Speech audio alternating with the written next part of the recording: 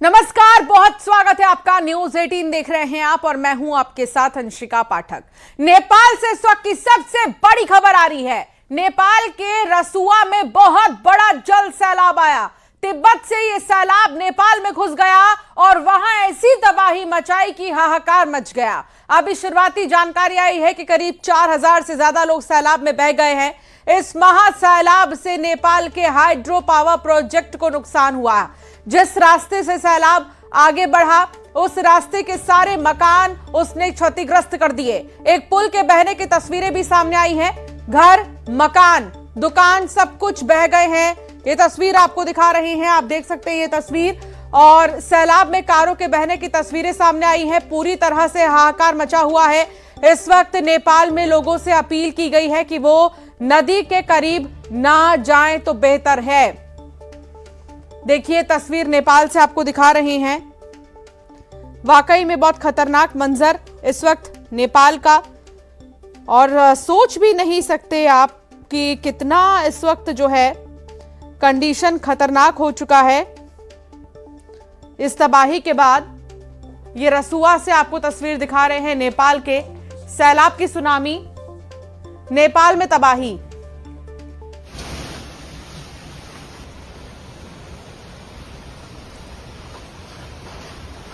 नेपाल के रसुआ से ये तस्वीर। 4000 से ज्यादा लोग प्रभावित हो रहे हैं। पुल बह गया है, कई इलाकों में नुकसान हुआ है। 1000 किलोमीटर दूर ये महातबाही भारत के वाकई में ये सोचने को मजबूर कर दे कि अब भाई कैसे लोग बचे होंगे, कैसे लोग बहे होंगे, कितना मुश्किल मंजर रहा होगा।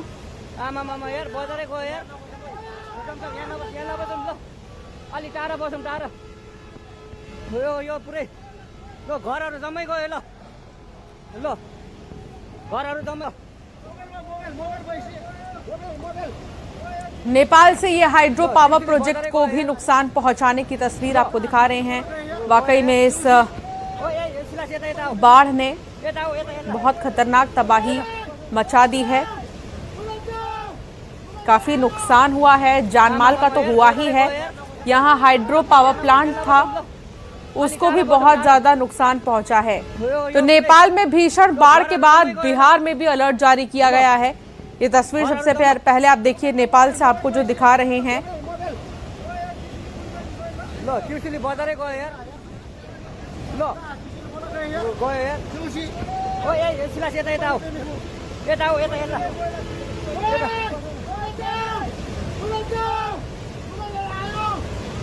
आमा मामा यार बजारै गयो यार। यहाँ नबसौँ ल, अलि टाढा बसौँ, टाढा। यो पुरै लो घरहरु जम्मै गयो ल। अब आपको दिखाते हैं कि कहां से आया ये सैलाब और कहां तक इसका असर हुआ है। ये मैं आपको बताती हूं। सीधे तिब्बत से लेकर तिब्बत से कैसे बिहार तक तबाही मचाई है बाढ़ ने, ये आपको दिखाते हैं अब मैप के जरिए। अब आप मैप के जरिए समझिए कि कहां से आया ये बाढ़, कहां तक इसने अपना असर दिखाया है। तो यहां से सैलाब आता है तिब्बत से सीधे, और ये देखिए यहां से होता हुआ जो है नीचे बिहार तक आपको तस्वीर दिखा रहे हैं। भोटेकोशी नेपाल से होता हुआ ये यहां पर आगे बढ़ता हुआ सीधे बिहार तक पहुंचता है। वाकई में झकझोर देने वाली तस्वीर है। ये त्रिशूली नदी है। त्रिशूली नदी से होता हुआ यहां पर देखिए गंडकी नदी है, और फिर यहां से होता हुआ ये बाढ़ सीधे बिहार तक जाता है। तो कुछ इस तरह इस बाढ़ ने यहां आफत मचाई है। कहां से शुरू हुआ देखिए, तिब्बत से शुरू हुआ और सीधे आया बिहार वाल्मीकि नगर। ये वाल्मीकि नगर तक जो है पूरा बाढ़ का यहां पर मंजर देखने को मिला है। क्या घर, क्या दुकान, क्या मकान, सब कुछ पानी में समा गए। 4000 से ज्यादा लोग दब गए हैं। 1000 से ज्यादा लोगों के बहने की जानकारी मिल रही है। और यहां पर एक हाइड्रो पावर प्लांट था, वो भी बह चुका है। भारत में कहां टेंशन है, पश्चिम चंपारण में टेंशन है, सारण, वैशाली, ये वो इलाके हैं जहां पर टेंशन और भी ज्यादा बढ़ गई है। इसे समझिए कि अब इसके बिहार में दस्तक देने के बाद कहां टेंशन बढ़ गया है। नेपाल में सैलाब का कहर, और ये देखिए अब आपको 4 तस्वीर दिखा रहे हैं। नेपाल से कुदरत का कहर, सैलाब का पुल बह गया, हाइड्रो पावर प्लांट तबाह हो चुके हैं, मलबे में 4000 लोग दब गए हैं। वाकई में सोचने पर मजबूर कर देती हैं ऐसी तस्वीरें। कुदरत अगर अपना कहर दिखाएगा तो फिर कोई नहीं बच पाएगा, और कुछ ऐसा ही हुआ। कुदरत का कहर यहां पर देखने को मिला। और अब ये तस्वीर देखिए आप, ये 7 तस्वीर आपके टेलीविजन स्क्रीन पर। पुल बह गया, हाइड्रो पावर प्लांट तबाह हो गए, सैलाब में गाड़ियां बह गई हैं, घर तबाह हो गए हैं, सड़कें गायब हो गई हैं, चारों तरफ तबाही और सैकड़ों लोग लापता हो गए हैं। वाकई में कितने ही लोग लापता हो गए होंगे, कितने ही लोगों ने अपनों को खो दिया होगा। फ्लैश फ्लड से तबाही का यह मंजर आप देखिए। सैलाब में सब कुछ बह गया है और 4000 लोग अभी भी दबे हुए हैं। नेपाल में बाढ़ का जो तांडव देखने को मिला, बहुत खतरनाक, बहुत ज्यादा खतरनाक। देखिए, नेपाल तक कितने ही लोग सोचते हैं जाकर वहां की खूबसूरती को देखें, वहां घूमे जाकर, लेकिन जो ये तस्वीर सामने आई है 100 किलोमीटर दूर, महातबाही, भारत से 100 किलोमीटर दूर की ये महातबाही की तस्वीर आपको दिखा रहे हैं। नेपाल में भीषण बाढ़ के बाद बिहार में अलर्ट जारी हुआ है। बिहार के मुख्य सचिव ने हाई लेवल बैठक की है। सभी डीएम को हालात पर नजर रखने के निर्देश जो है दिए गए हैं। तो अब बिहार खतरे में है। बिहार के पश्चिमी इलाके सबसे ज्यादा खतरे में, और जैसा कि हमने बताया आपको कि तिब्बत से सीधे बिहार तक ये आफत आई है। तो अब बिहार में मुख्य सचिव ने हाई लेवल मीटिंग की। सभी डीएम को हालात पर नजर बनाए रखने के निर्देश दिए गए हैं। विनीता मिश्रा सहयोगी साथ जुड़ गई हैं पटना से। विनीता, बिहार में इस वक्त क्या हालात है, कौन से वो इलाके हैं जो प्रभावित हो सकते हैं इस बाढ़ की वजह से, क्या जानकारी मिल रही है? अभी बिहार के अगर हालात की हम बात करें तो अभी सामान्य है, लेकिन अलर्ट पर रख दिया गया है, क्योंकि जिस तरीके से नेपाल की जो भयंकर तस्वीर सामने आई है, हजारों लोग के बहने की आशंका जताई जा रही है, तो उसके मद्देनजर नेपाल की जो गतिविधियां हैं उसके मद्देनजर बिहार में अलर्ट जारी हो गया है।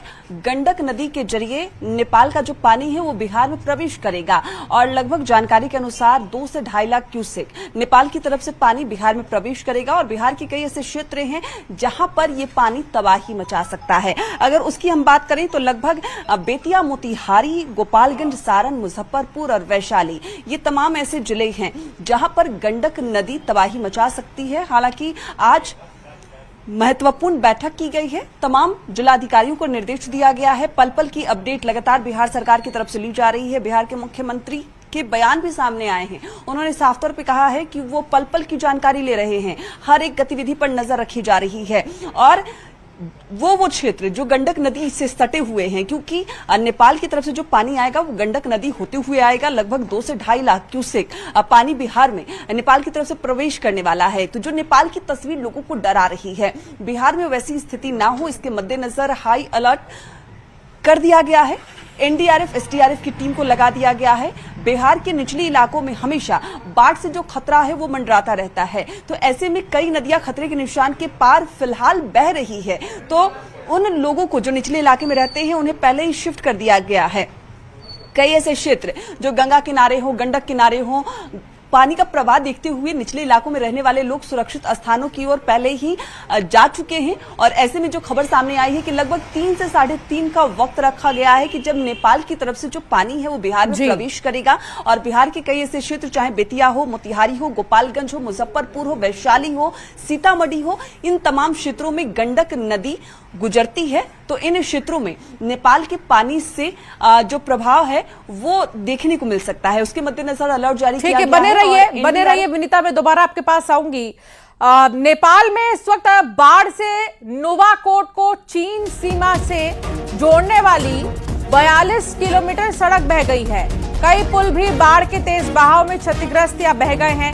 चीन सीमा तक जाने वाला महत्वपूर्ण व्यापारिक मार्ग पूरी तरह से बाधित हो गया है।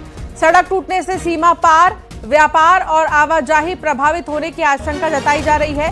नेपाल में बाढ़ से नोवाकोट को चीन सीमा से जोड़ने वाली ये 42 किलोमीटर की सड़क बह चुकी है इस बाढ़ की वजह से, और कई पुल भी बाढ़ के तेज बहाव में बह गए हैं, क्षतिग्रस्त हो गए हैं।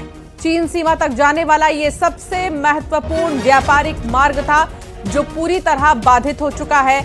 विनीता मेरी सहयोगी साथ जुड़ी हुई हैं। विनीता, सबसे महत्वपूर्ण व्यापारिक मार्ग जो कि बाधित हो गया है सड़क टूटने से, सीमा के उस पार व्यापार और आवाजाही प्रभावित होने की आशंका है। दूसरी तरफ मुख्य सचिव की तरफ से बैठक बुलाई गई जिसमें सब डीएम को आदेश जारी हुआ है। क्या जानकारी इनको लेकर? बिल्कुल, जिस तरीके से अगर नेपाल की हम बात करें तो नेपाल में तबाही की तस्वीर नजर आ रही है।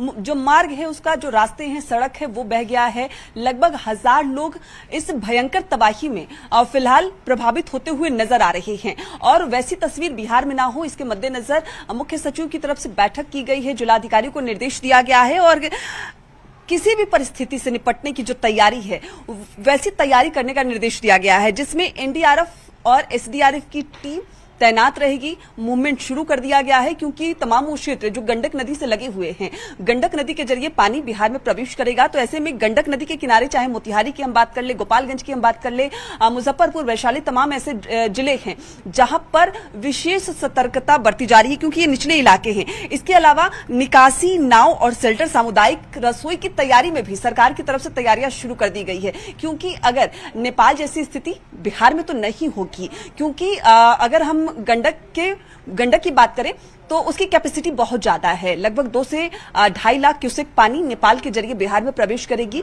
तो बहुत ज्यादा तबाही होने की उम्मीद नहीं है। बावजूद इसके सरकार की तरफ से तैयारी पूरी की गई है, यानी सुरक्षा के तमाम मापदंड अपनाए जा रहे हैं। नाव की व्यवस्था होगी, शेल्टर और सामुदायिक रसोई की तैयारी भी शुरू की जा रही है सरकार की तरफ से कि अगर वैसी स्थिति होती है तो लोगों को सबसे पहले जो रेस्क्यू है वो किया जाएगा, लोगों को सुरक्षित स्थानों पर लाया जाएगा, उनके लिए समुचित व्यवस्था होगी। ठीक है, बने रहिए आप विनीता।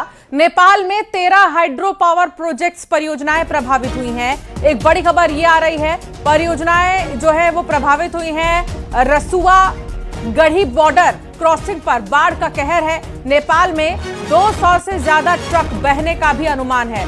वाकई में बहुत बड़ा नुकसान हुआ है और क्योंकि ये इकलौता मार्ग था जो कि चीन को जोड़ता है, तो ऐसे में आप ये देखिए वो पुल, वो सड़क की तस्वीर आपको दिखा रहे हैं हम।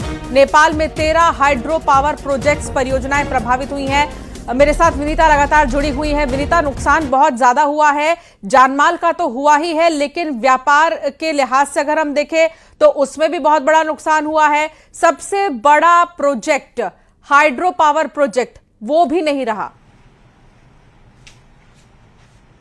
बिल्कुल, अगर नेपाल के दृष्टिकोण से हम देखें तो नुकसान ही नुकसान है। सबसे ज्यादा जो जिंदगियों की जो तबाही है वो नजर आ रही है क्योंकि पानी बहुत ज्यादा मात्रा में वहां आपको नजर आ रहा होगा। बाढ़ की जो विभीषिका है वो नेपाल में नजर आ रही होगी। सड़कें तबाह हो गई है, जो कनेक्टिविटी है वो प्रभावित हुआ है। और जिस तरीके से आप जो तस्वीर दिखा रही हैं, बता रही हैं कि नेपाल की जो कनेक्टिविटी है दूसरे देशों से वो भी प्रभावित हुई है। तो आम जनजीवन अस्त व्यस्त हुए ही है।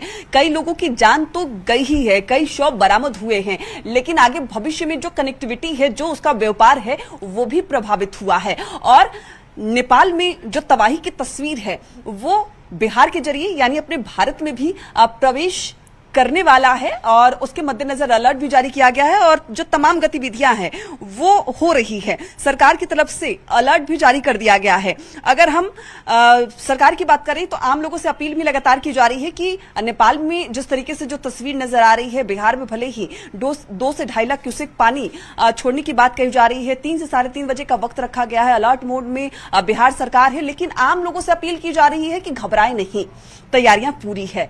बिहार सरकार की तरफ से एनडीआरएफ, एसडीआरएफ की टीम तमाम जगहों पर मुस्तैदी से तैनात है। सुरक्षा के मद्देनजर सारी तैयारियां की जा रही है। गंडक की कैपेसिटी की अगर हम बात करें तो कैपेसिटी ज्यादा है, 2 से 2.5 लाख पानी नेपाल की तरफ से छोड़ी जा रही है। निचले इलाकों में जरूर उसका जो प्रभाव है वो देखने को मिलेगा। बहुत शुक्रिया विनीता साथ जुड़ने के लिए।